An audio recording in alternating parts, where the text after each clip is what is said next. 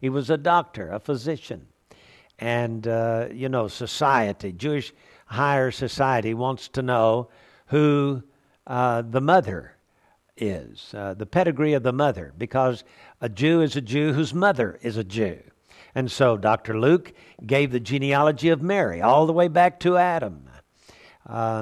You can tell in reading the Gospel of Luke, as opposed to, for example, reading the Gospel of Mark, you can see that Luke is much more sophisticated. And Luke has a better grasp of the language than Mark. And decidedly so, because you see, it fits the hint level or the special level for society and the philosophical level of Scripture. And then we come to Drosh, and we can see that in Matthew. Matthew is the regal book, which represents Christ as the King. Mark presents Jesus as the servant. Luke presents Jesus as the Son of Man. Matthew presents Jesus as the coming King. And Matthew, of course, being regal, tells us that Jesus is from the lineage of Abraham and David and Solomon, because he's royalty. He is the coming King.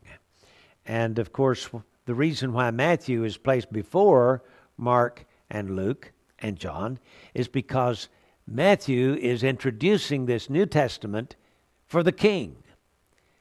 And what Matthew introduces, the book of Revelation concludes. And so we can see this midrash, this regal, this drosh level of biblical interpretation.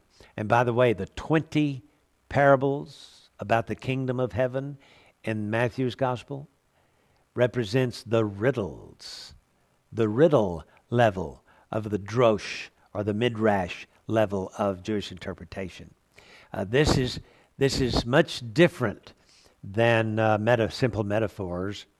You know, when God says of Ishmael, he's going to be a wild donkey, well, everybody can understand that, but that's the metaphoric level. But when you get to the riddle level, it's couched in hidden language where you have to be on a certain level to be able to understand what they're talking about. So when Jesus said, the kingdom of heaven is like unto a man who sowed a field of grain, well, you would say, okay, would you mind speaking plainly, please? In Matthew 13, the disciples came to Jesus and said, why speak in riddles? Why not speak plainly so that people can understand you?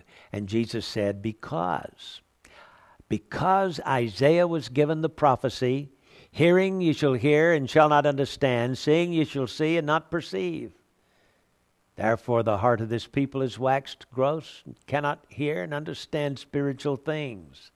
That's what Jesus said. In other words, his parables about the kingdom of heaven were couched in a language that the average person could not understand. That is the drosh level. But then we come to the sod level, the secret level of biblical interpretation. The secret level deals with the flaming sword at the east gate of Eden, the flaming chariot that Elijah went home to heaven in, the burning bush on the slopes of Mount Sinai. See, these are from the other side. These are from heaven, from another dimension, entering into this world. The pillar of fire by night, pillar of cloud by day, the Shekinah glory that followed the children of Israel or led them through the wilderness for 40 years.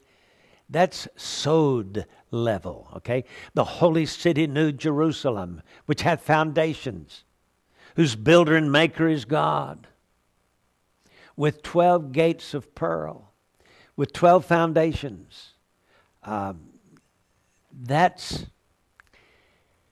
the sod level of interpretation, okay? So there is a secret level. And by the way, the commentary for the Peshat level is the Mishnah. For the Remez level, the Gemara. For the Drosh level is the Midrash. And for the Sod level is the Zohar. Yeah. the Zohar. That's the mystical level. The level of, shall we say, the Kabbalists. But in reality, as you study the Scripture, we know there is a secret level. The Apostle Paul said, we see through a glass darkly, but then face to face. And so there are secrets in the book that we can glean as we study the Scriptures when we reach the Sod level. Now the rabbis say that if you reach the Sod level and you enter beyond the flaming sword into the Garden of Eden, and you make your way to the tree of life that stands in the midst of the garden. But if you're not careful, you'll forget your way out. Yeah. And if you ever want to leave, you better leave some breadcrumbs or tie a string to your finger or something. Anyway, of the four Gospels, Mark is the Peshat level. Luke is the Remez level. Matthew is the Drosh level. John is the Sod, or secret level. Now, bet you thought John was the simplest of all the Gospels. We even published the little Gospels of John and give them out to people. But I want you to know that the Gospel of John is the most difficult to understand. The Gospel of John is the Sod, or secret level. Let me give you an example. In the beginning was the Word. Okay? The Logos. And he was that light that the darkness cannot comprehend. That's Sod level stuff, folks. That's saying that Jesus is not just the servant, as Mark presented him, not just the Son of Man, as Luke presented him, not just the King, as Matthew presented him, but he is the Son of God, the Son of God. He is deity.